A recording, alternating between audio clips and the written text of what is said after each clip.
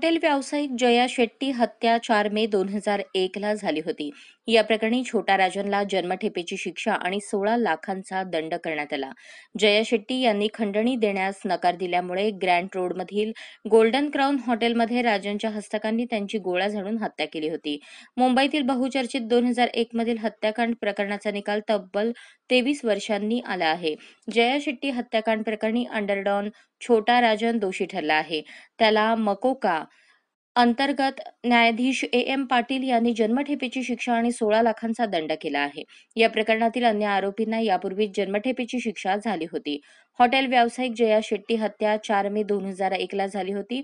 या प्रकरणी छोटा राजनला जन्मठेपेची शिक्षा आणि 16 लाखांचा दंड करण्यात आला.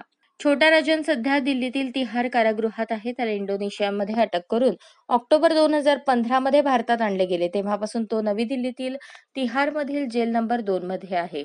हा सेल उच्च सुरक्षा असणारा आहे.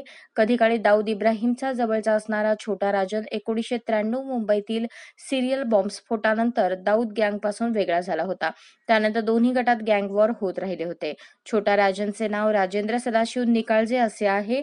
त्याचा जन्म 13 जानेवारी 1960 मध्ये झाला.